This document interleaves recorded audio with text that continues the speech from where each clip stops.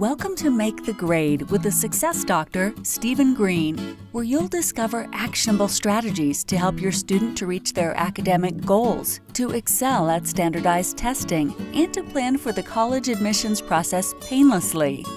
And now, here's your host, Dr. Stephen Green. Dr. Stephen Green here, the Success Doctor. It's podcast time.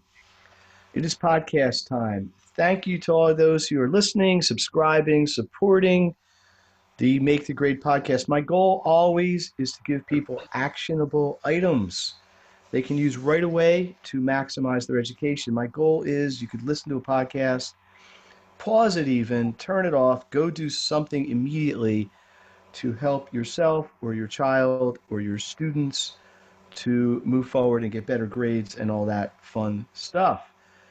So today, get your pencils, get your thinking caps. I got an excellent guest in attendance today, David Bradley. I think this is going to be really interesting discussion. So as a matter of introduction, welcome, Dave. Hi, Steve. How are you? Dave gave me a copious biography here, but I think it's all very relevant. So let me share this with the audience where we're going to. So David, 25 years experience in the architecture design business. He founded Blueprint for Living Coaching with a mission to help design professionals to seek access to their untapped potential, develop their leadership, and create great things in their personal and professional lives. He draws upon his skills as a coach, architect, leader, motivational speaker, mentor, and businessman to inspire excellence in his clients and call them to be their best. His 2014 graduate of Accomplished Coaches Training Program, comprehensive, intensive, year-long program that emphasizes an ontological approach to coaching. I really don't understand what that means. You can explain that in a second. About that. Absolutely. And extensive hands-on leadership experience. I get that. That sounds solid. Has participated on the leadership team for the coaches training programs in Chicago, Seattle, Washington, D.C., Victoria, British Columbia, and the United Nations. Whoa, he's a member of the International Coach Federation and a PCC certified coach. Prior to being a coach, he built a successful career as an architect. My dream job growing up. And first as a principal of Bradley Architects and later as a managing director of the North American operations of Officom. I don't know if I'm saying that right, Officom. Yeah, German-based design and engineering firm specializing in tensile structures. You'll have to explain to me what that is. He's still actively engaged in both firms and active member of the American Institute of Architects. And in 2014, he was the president. Graduated from Georgetown University with honors. Bachelor of Science in Foreign Service, and later with honors, University of Illinois, Chicago. Master of Architecture degree, licensed to practice architecture in the state of Illinois. Avid cyclist, just like me. Twice completed the 500-mile, Twin Cities to Chicago AIDS ride, raising over $37 for aid and HIV support organizations. I find this very interesting. And a certified rescue diver. Mm-hmm. Wow. Been lucky enough to dive reefs from the Caribbean to the Great Barrier Reef, fluent in Deutsch, German, conversational in French, and dabbles in Swedish and Portuguese. So, obrigado. Thank you very much. Right, obrigado. I think I know 3 Portuguese words, so I will dazzle you with my Portuguese right out of the gate here. So, for my audience, there is so much value here. Dave brings so much to the table. We have to break this up into like 11 episodes. But where do you want to start, Dave? Let's start with your background, because it is distinguished. Yeah. It is impressive. You've obviously worn a few different hats in your life, right? Absolutely. Professionally. So why don't we talk about where you are now? I know a little background here. Dave is on a big adventure. He has uprooted himself from the corporate world in Chicago and is living in Lisbon, Portugal right now on a kind of discovery journey, which I think is really a great positive sort of risk. So let's start with that. Let's talk about your personal mission for a second, or your personal journey. Yeah. Get into the coaching and the counseling and how we can help students to reach their potential as well. So, Yeah. how'd you get to Lisbon? How about that? Is that a title of a movie or something? With that introduction, What's funny? First of all, I mean, thanks for having me, and I'm really excited to be talking to you and your audience and the conversation we're going to have. It's funny when I listen to. Obviously, I wrote my bio, but when I listen to somebody else read it, sort of objectively from the outside, it's like, wow, I have worn a lot of hats, right? There's been I've been really blessed to have an extremely varied and differentiated background. I've dabbled in all sorts of things, and I think to if I think one of the things that really strikes me about my own background is just the Renaissance man sort of experience. I've really kind of run the gamut in terms of educational experiences, work experiences, life experiences.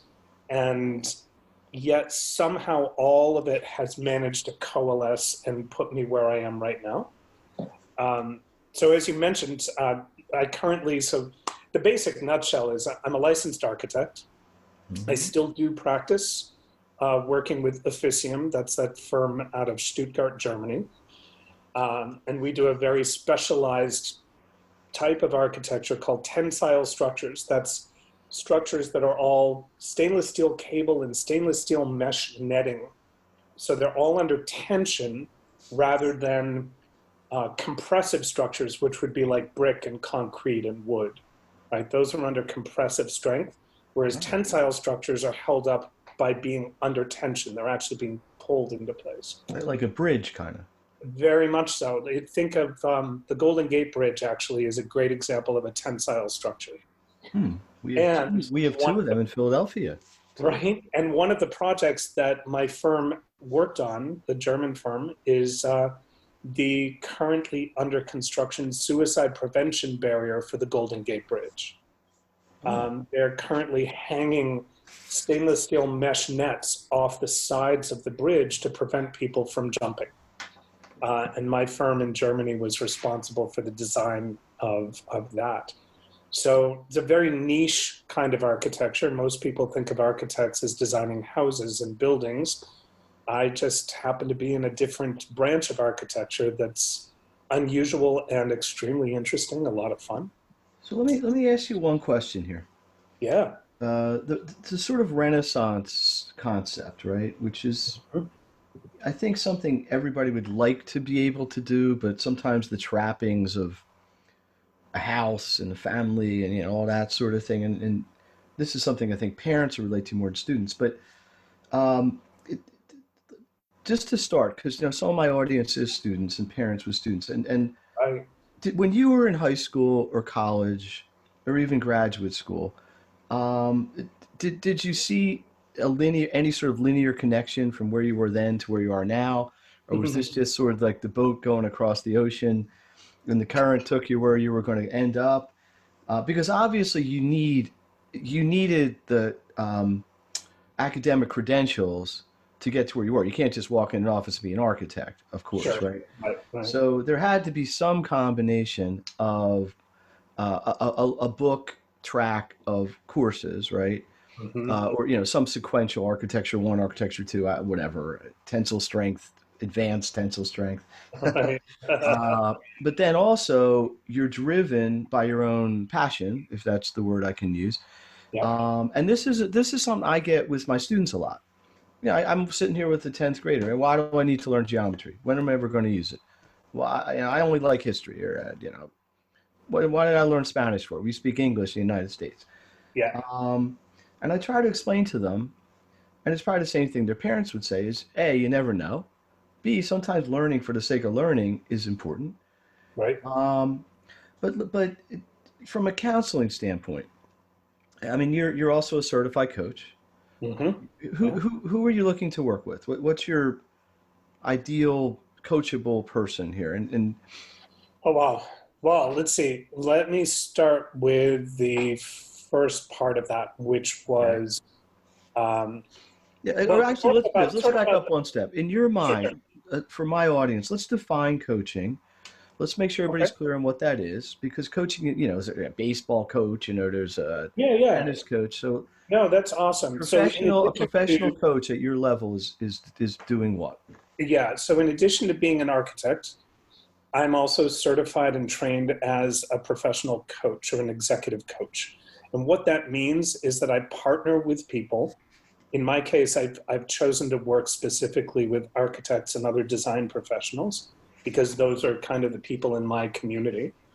And I partner with them to have a conversation about where they are now, where they want to be, and what's in the way of them getting there powerfully and quickly.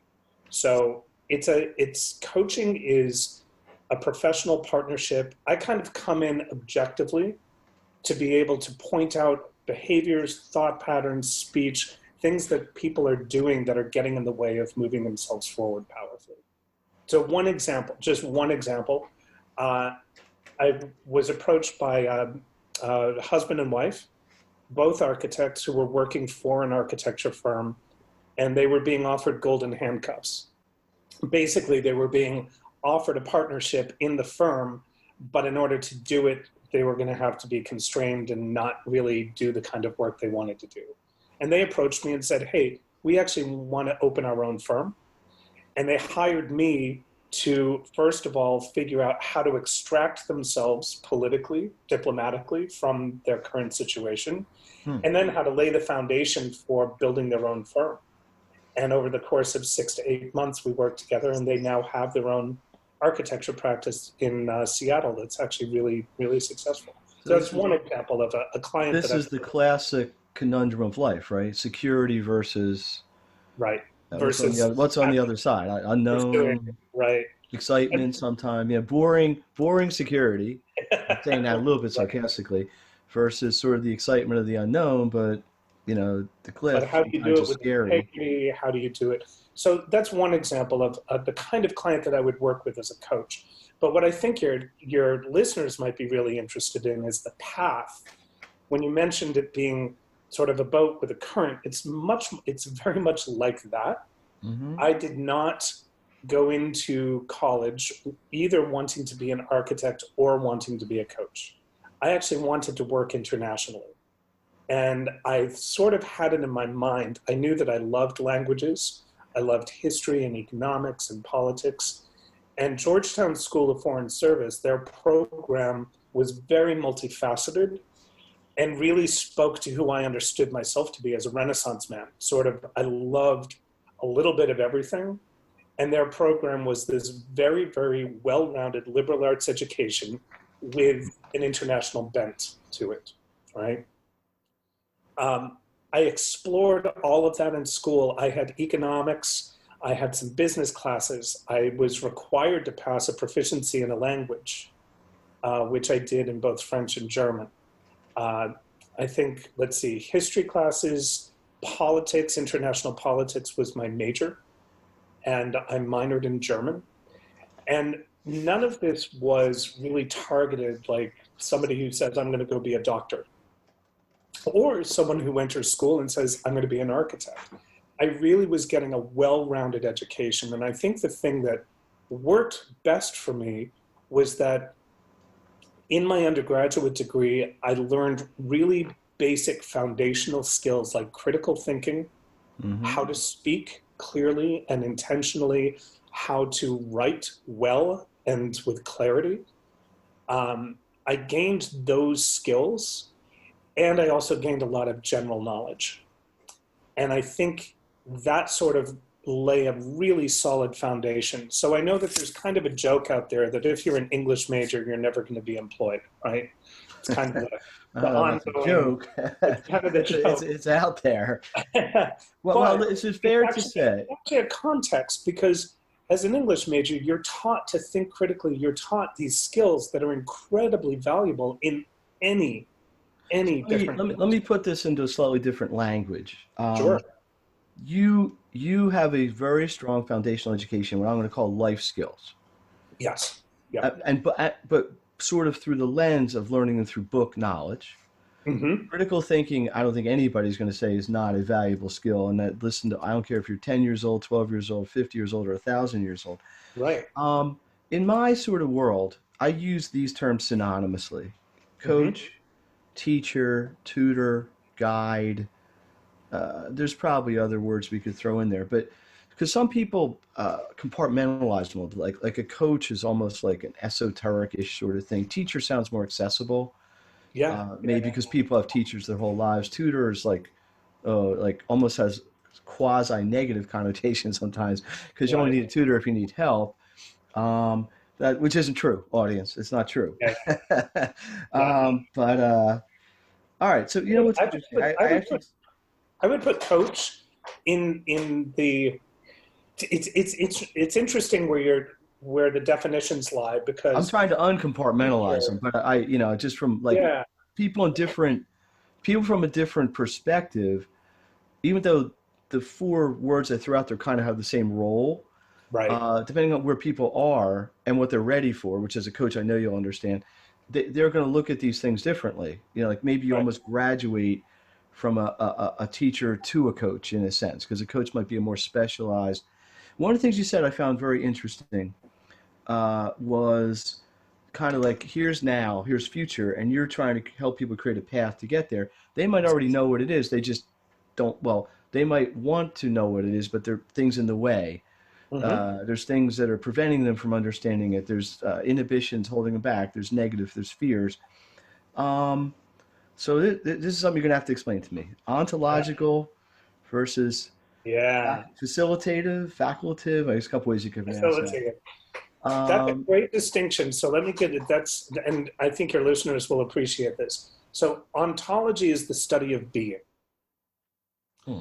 and BEING. there are two different types. It comes from the Greek, um, and there are two different types of coaching out there. One of them is facilitative coaching.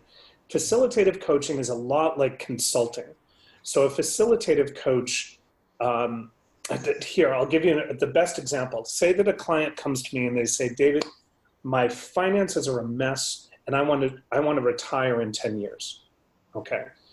As a facilitative coach, which I've got training to do, we're going to take a look at their income, at their expenses. We're going to balance their checkbook. We're going to get them on a software like Quicken or QuickBooks. We're going to connect them with a financial advisor. We're going to put together a budget. We're going to set goals for them, right? And give them practices and things to do that are going to get them from point A to point Z. That's a facilitative approach. So let's And it's very, very the valuable. layman's term. It's sort of structural.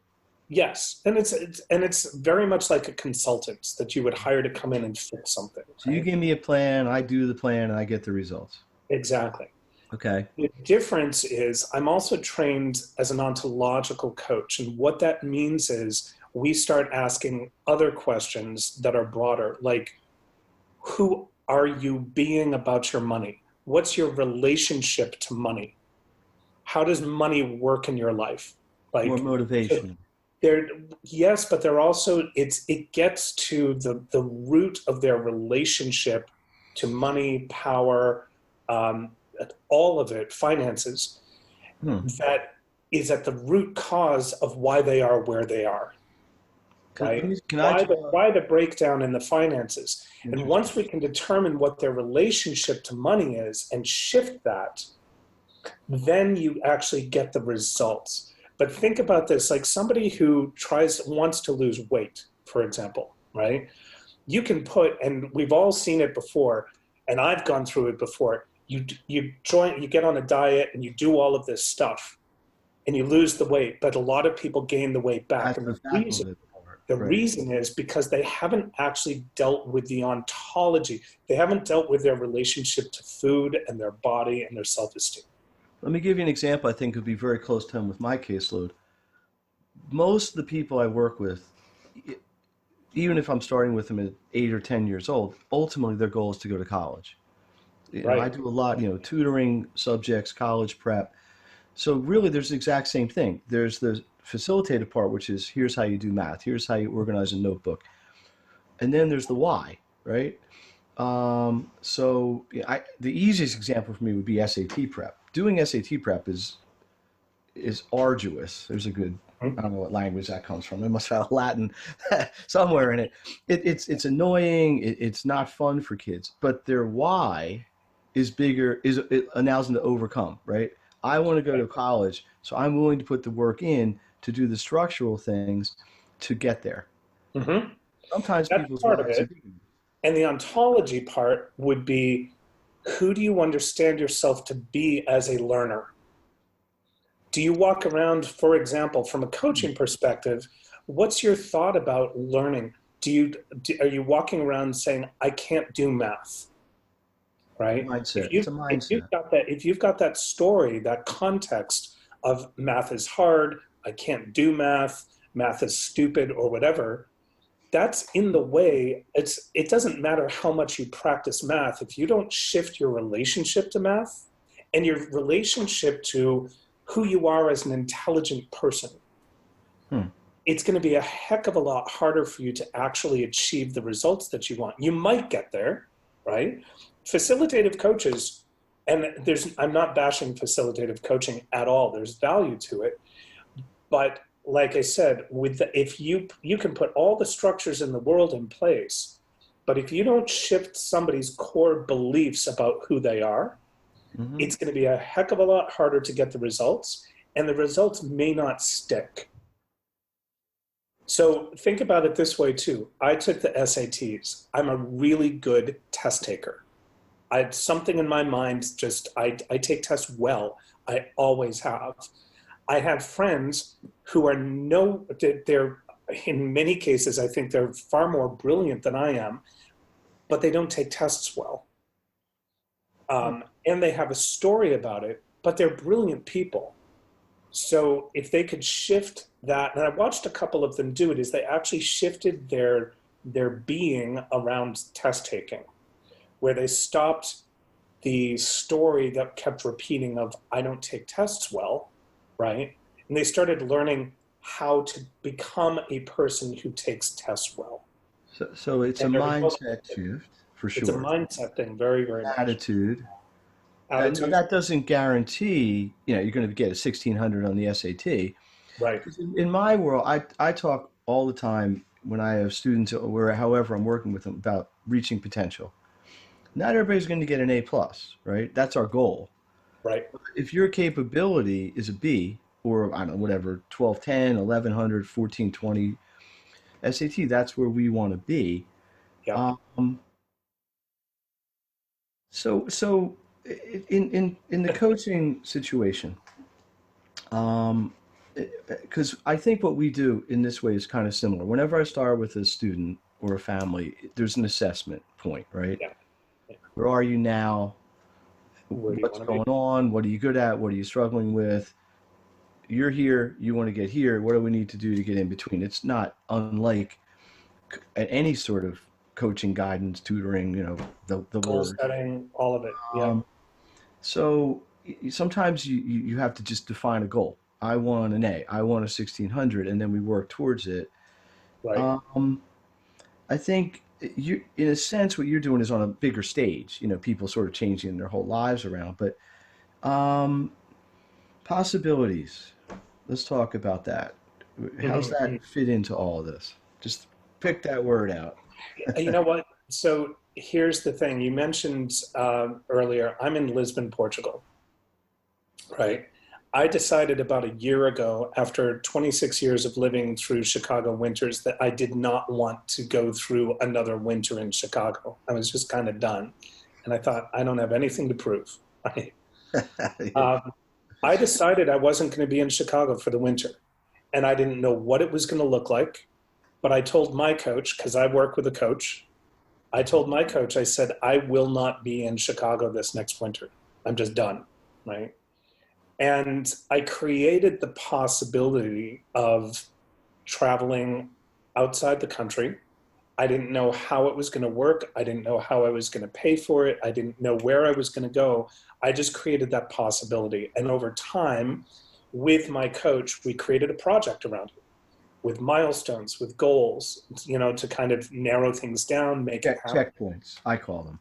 Yeah, absolutely. And I moved here January 7th, and I've been here now for about 3 months. But I know you got a big adventure on the horizon, which we can. And I've got a huge adventure coming up. But part of this was, and I have to say, is you have to create the possibility and learn how to say yes in the face of all of the reasons that come up in front of you that tell you no. Well, are you nuts? You got a good job. You got a house. What are you Right. doing?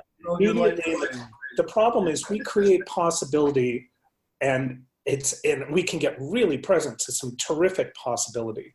Like, I'm going to go to X college, or I'm going to go into this industry or this field. And that possibility gets distinguished. It gets extinguished like that. It's very, very fleeting. So you've got to work on. Is that internal, or is that external, or both? We're wired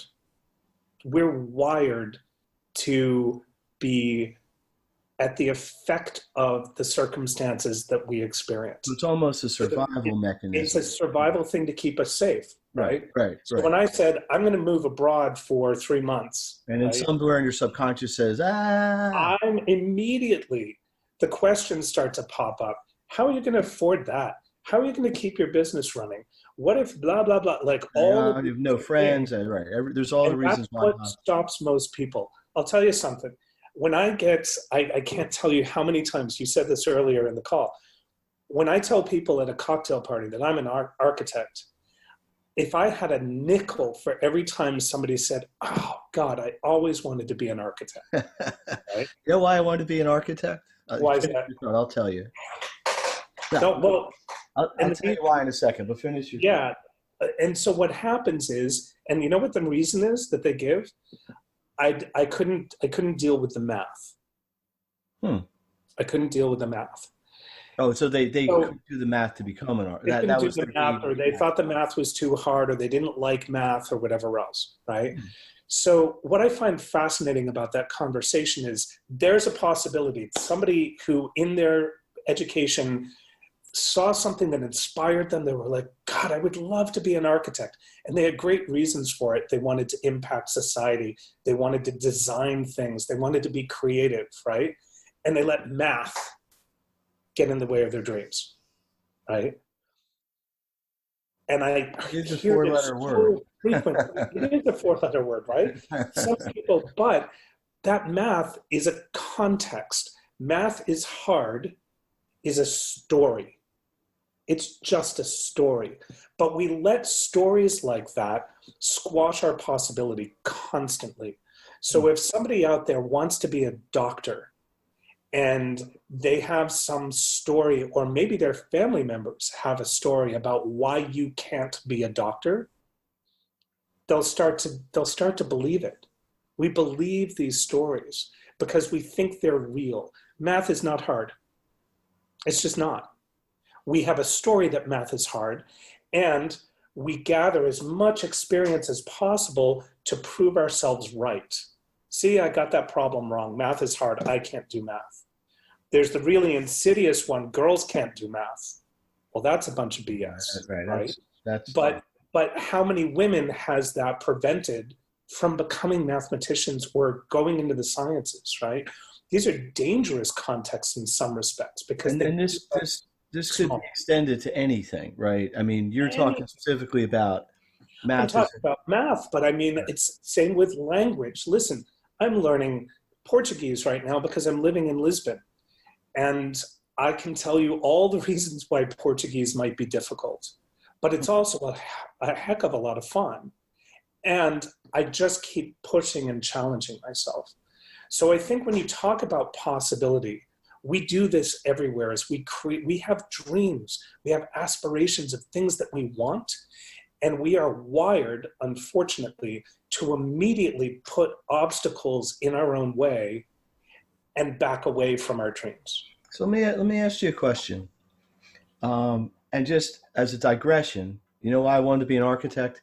Because yes, my favorite show growing up, and this will date me, was the Brady Bunch. Yes, of course. I think Mike Brady did more for the architectural world, absolutely, than I.E. Pei, or I'm probably saying his name wrong, or Michelangelo. Well, and here's a dirty little secret, actually. Do you have to know math to become an architect? I don't know. Yes, you do. Probably some Okay, so trigonometry or geometry. I had to have a college level course in calculus. Okay. Okay. So, and for some people, they're like, oh, calculus, that's way too steep a curve. It's fine. I took a calculus class. I happened to like calculus because to me it was a puzzle. It wasn't A lot of hard. logic. It was like solving a puzzle. But here's the dirty little secret. You don't need math to be an architect. Once you're there. Yeah, well. Once you're there in school, I used math so infrequently. I needed it for my structures classes. Mm-hmm. Honestly, you need more geometry than you need anything else because you have to understand how materials and shapes work, right? But to this day, I haven't used calculus in 25 years.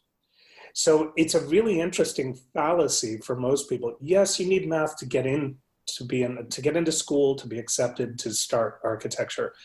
By and large, once you're there, And that's true with so many things. Let me tell you what comes up a lot in my world. And this is true with younger children and older one, is the gap of time. The gap of time. See, later in life, it's easier to pivot, right? If I'm 43, I don't know, whatever, and I'm just unhappy, I can pick up and go somewhere. If I'm 15 and I'm in ninth grade, I pretty much have 3 or 4 years I'm going to be in high school. I don't have a ton of that ability in your life. Obviously, at that age, kids are becoming more independent, at least intellectually. It's really more of a parent-child relationship at that point. But that is something that I see a lot. Is that idea of, well, I want to do this, but it's going to be 4, 5, 6 years out, or the inability to connect when you do the work. This is one of the big challenges I have with prepping kids for the SAT. If you think about it, we're prepping for SAT roughly through junior year. Something. right. Well, by the time you take the test, let's just say it's in May of junior year. Right now it's March. But then you're not even going to apply to college till August or September, October. You're not going to hear from them until December or so. You're not going to go for a whole another 8 months. So there's whatever the polar opposite of instant gratification is. Yeah. It's very, very, very super prolonged gratification. And in our society, our world, our whatever, that doesn't always fly. When you were talking about the whole possibility piece, what popped in my head was the whole field of dreams idea, right? You build it, you create it, you manifest, the thought manifests the action. Um, so let me ask you this. I think by all standards, most people would consider you successful in your career. Yeah. Like you could have stayed in Chicago, punched the clock, so to speak.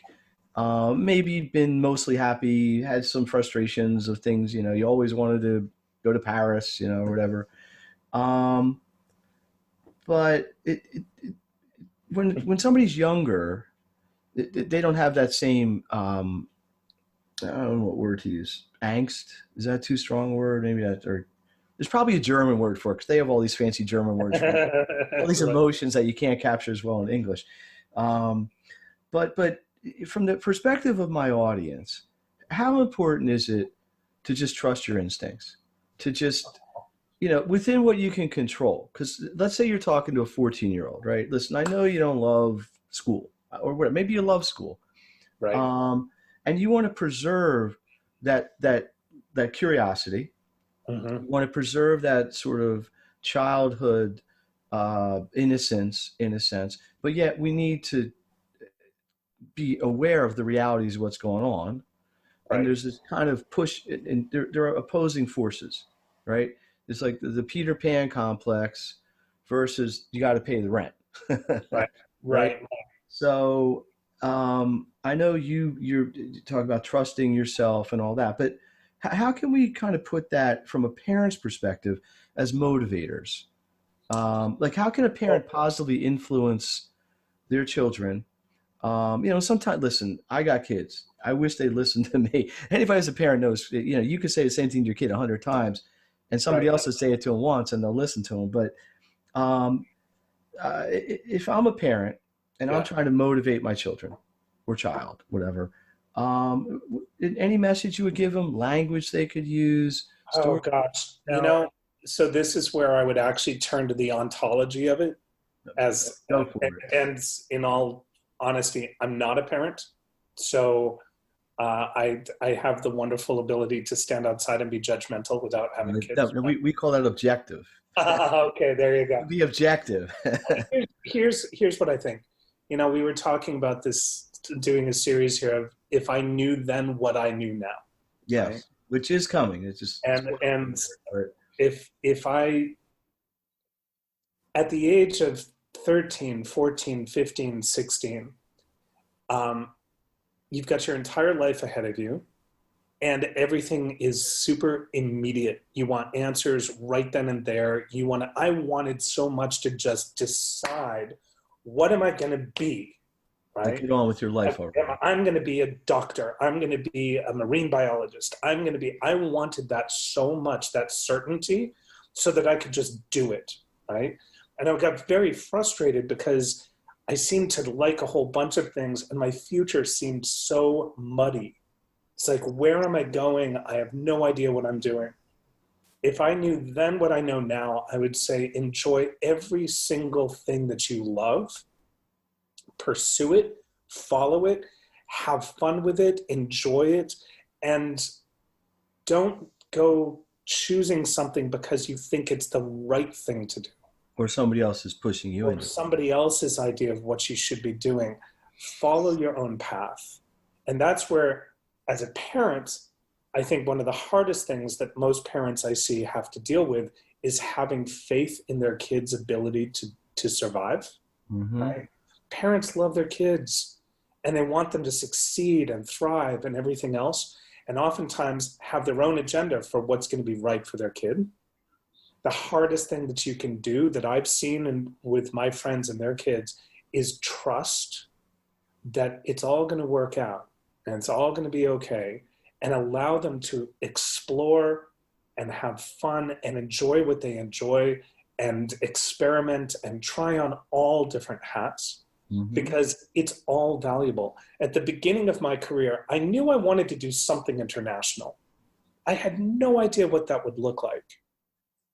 And there was no particular job path. There was no career path that I was following per se. I just started doing things that sort of pointed in that direction of something international.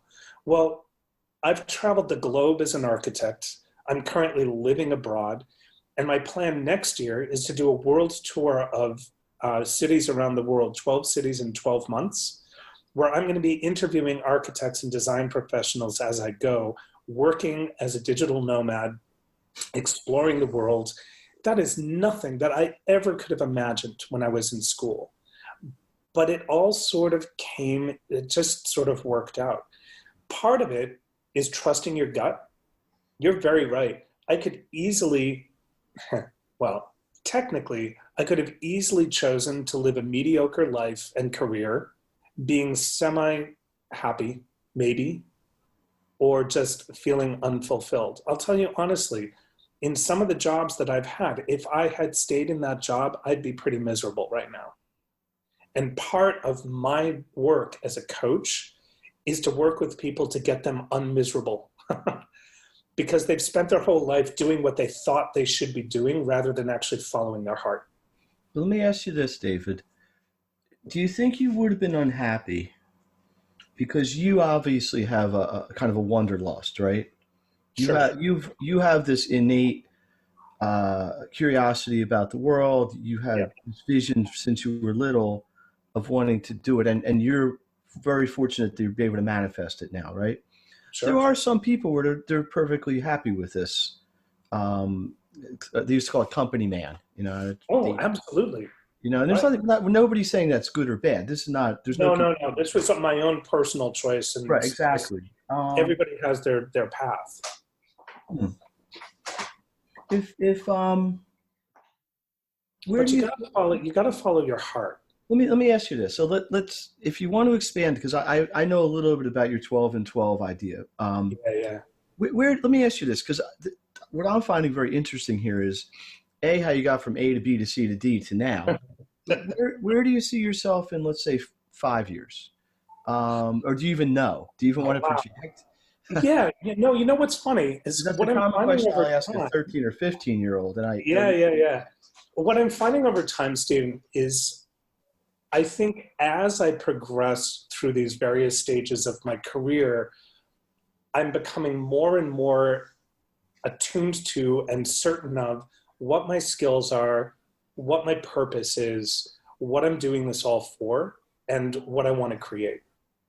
And so uh, I went from very muddy in high school, like, oh, I want to do something international, to now I actually have a vision for my career as I move forward. But it's taken years of sort of trying out different things and taking some leaps of faith. And now I would say in the next 5 to 10 years, uh, I definitely see growing my coaching practice with architects and actually becoming the go-to guy amongst the architecture community for coaching. I see creating an international community of coaches. I'm sorry, international community of architects, all of whom are committed to impacting the environment, society, culture. Um, I see myself giving motivational speeches, traveling the globe, interviewing other architects, exchanging ideas, creating an environment where the nobility of architects actually gets expressed. I think I love the industry of architecture because architects are some of the most creative people I know. They have a real mission for having an impact in the world. They have a vision for how things could be, which is just brilliant. And in many cases, they're the people wearing the white hat. They kind of come in with this broad-based knowledge of how the world works, how materials come together, what spaces should look like, and how they should function. And I don't know an architect who went into the profession wanting to be a millionaire. It's a really tough profession, to be honest. It's very demanding. It's not for everyone, but it's also an incredibly satisfying one too, when you walk into a space that you designed and you see how it's impacted the environment and the society around you. I'm going to be 5 years from now celebrating those people because I think they're heroes of our society. Hey, listen, I no doubt you're going to get there. Um, let's do this as sort of a, at least coming into closure here. Sure. Is any, I know I asked this sort of another way before, but my hope for this conversation was to learn more about you, but also to give a very different perspective to my audience. Sure. This podcast often is very, as you would say, very facilitative, right? How do you manage time? Here's techniques to help you study. Here's techniques to help you prepare for tests. So I'm going to kind of group this one in the ontological side of motivational. It's almost in the psychology world, sort of cognitive versus other types of therapy. Right. But I think what we're really asking people to do here is just explore their motivations, right? Mm-hmm. And I think part of that is you just have to accept the fact that you're going to have to do some things, maybe a majority of things at times that you don't really want to be doing or don't seem important at the time to you, but are going to get you to a larger goal. So the example was you had to take calculus, which wasn't such a horrible thing as you described it, but you needed to invest yourself in that to get to your bigger goal, right? Right. And Absolutely. that's the message I'm hoping students, parents can transmit to students is that what you're going to do in seventh grade, sixth grade, eighth grade, ninth grade, even in your university studies, may not always directly seem like it's going to lead to where it's going to get you. I mean, the way I got to where I am is kind of a rambling story like yours as well. Right. That's what I do day to day. Um, just out of my own curiosity, can you say something fancy in German just to wow us with your language skills? Or I don't know. What could I actually say? Say Well, no, it's a great, study math. Make it's sure a, you study math in German. How would you say that? but That's what I can tell you, Germans they like put like 11 words together to make one big word. That's oh no, it's fabulous. What I can tell you along those lines, I took German because I had in high school, I had uh, an extra class that I needed to take. And they gave me the option of a language or gym. And there was no way I was going to take gym. So I chose German, and I started it, and I really liked it because, again, for me, German was like a puzzle. It was figuring out the grammar and the structure and how the words all go together. I didn't know where that was ever going to take me or whether I would ever use it. Now, see, would you have gotten the job with this German firm if you didn't know German? Well, it's funny. I did get the job without knowing German, but when I showed up in Stuttgart and I walked into the office, I was able to say, "Wir können alle hier sprechen Deutsch," right? We can all, and I actually said that wrong. "Wir können alle hier Deutsch sprechen, weil Deutsch ist ihre Sprache und ich bin Amerikaner, ich möchte lernen," right? We can all speak German here because that's your language. I'm an American. I'm here to learn. And they probably said, "Hey, we know English."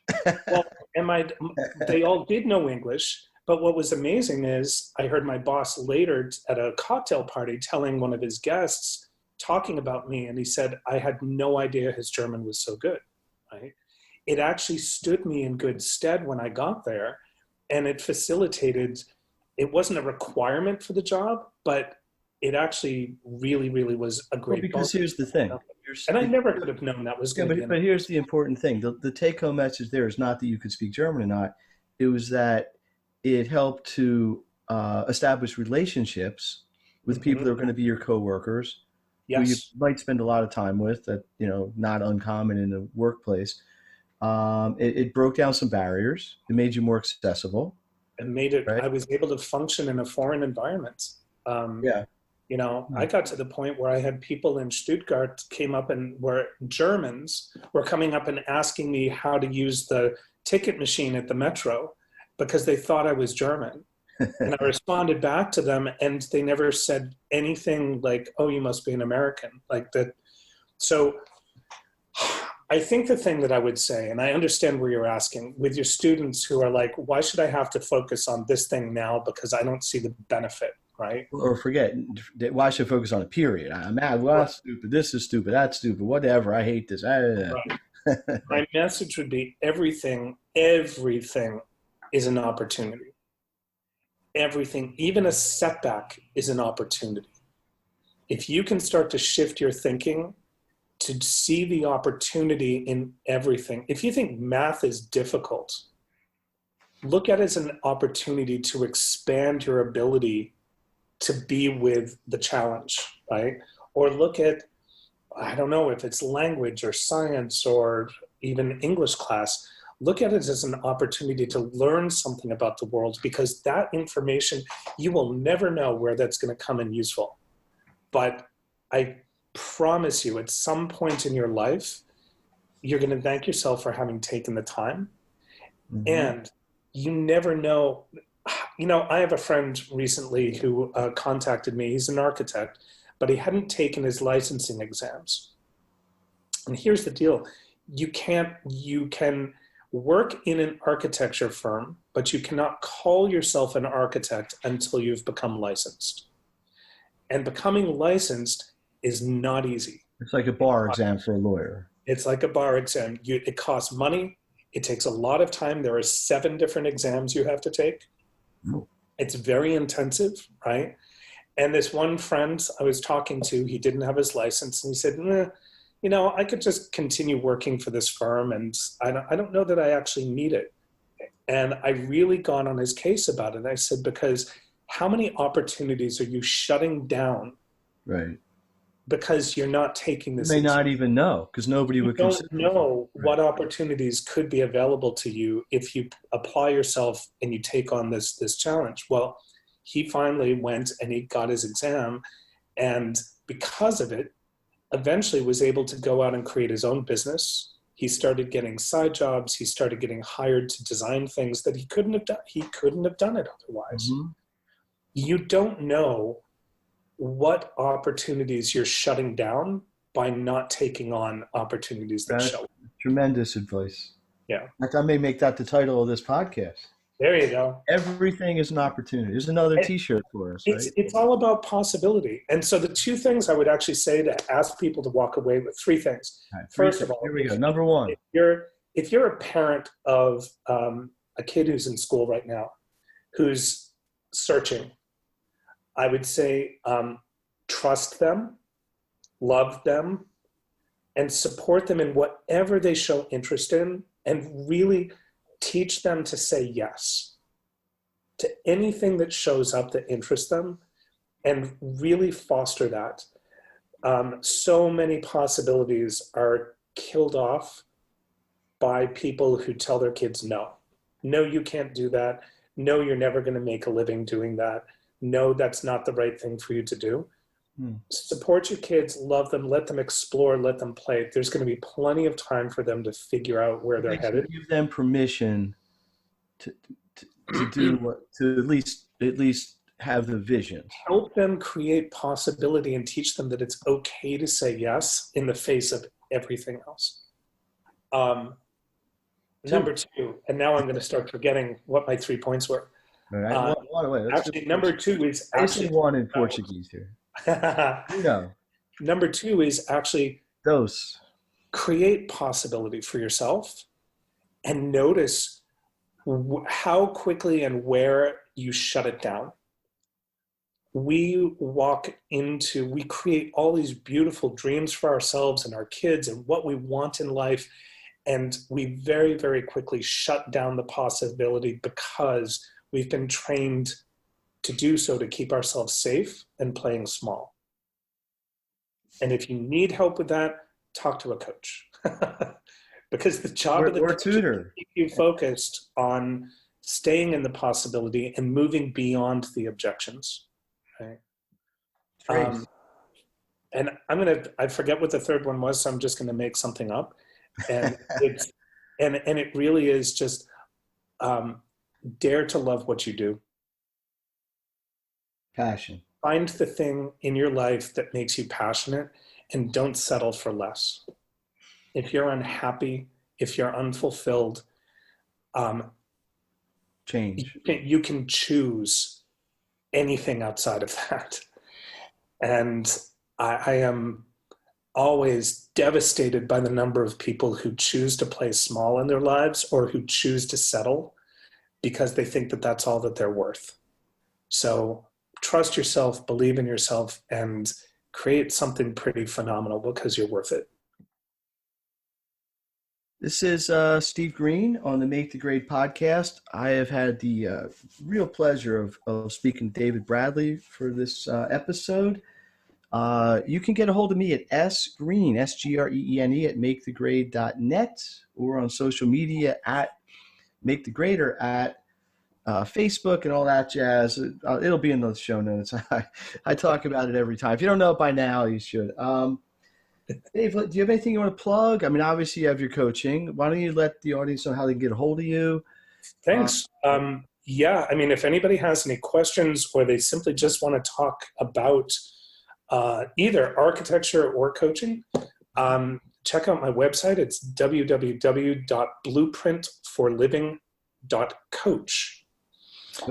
And that's a great way to see what I'm up to and learn a bit more. And I'm happy to talk with anybody about anything. Let's close it with this. What's the next big thing for you? I mean, you know, where are you going from here? You know, like you know, they used to say that with the entertainers. Oh, I'm in Vegas this week. You know, next week we'll be in Rio.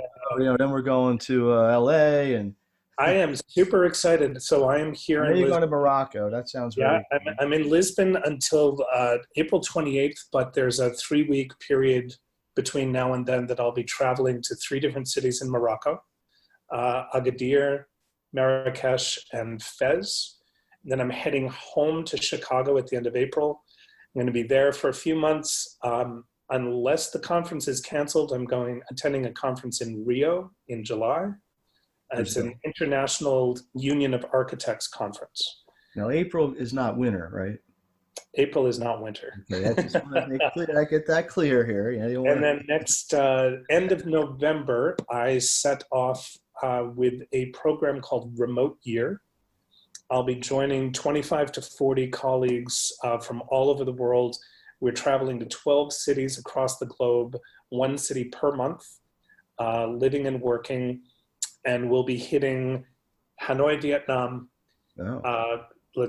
Chiang Mai, Thailand, Kyoto, Japan, Kuala Lumpur, Malaysia, Santiago, Chile, Lima, Peru, Medellin, Colombia, Mexico City, Mexico, Split, Croatia, Lisbon, Portugal, Valencia, Spain, and then finally ending up in Cape Town, South Africa. So it's going to be a year of international travel and architecture and coaching. And offline, Kyoto is one of my favorite cities in the world. I was fortunate to spend some extended time there.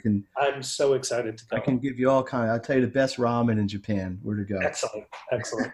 It's fabulous. I still miss it. All right, so let's wrap this up. Again, David, thank you. Obrigado. Danke, Sharon. Yeah, there you go. Merci beaucoup. Multilingual podcast. You speak Vietnamese, and we're going to have to put that in your portfolio, I guess, pretty soon. Thanks so much. I think you've given a huge amount of wisdom, perspective, and knowledge here. I hope people take advantage of this in their own lives, even as a little tiny. It all starts with a small change, right? Yeah. And small changes add up to big changes, and that could be a whole nother discussion. Check out the next podcast. I appreciate all my subscribers and listeners. My goal is to get this into the ears of as many people as possible. I really feel the more people that can get this sort of information, the more people can get helped and move forward in their school lives, and in the case of today's discussion, maybe in their lives in general. So until next time, Dr. Stephen Green, the Success Doctor, signing off. You've been listening to Make the Grade with the Success Doctor, Stephen Green. If you enjoyed this episode, be sure to subscribe. For more resources and support, please visit makethegrade.net.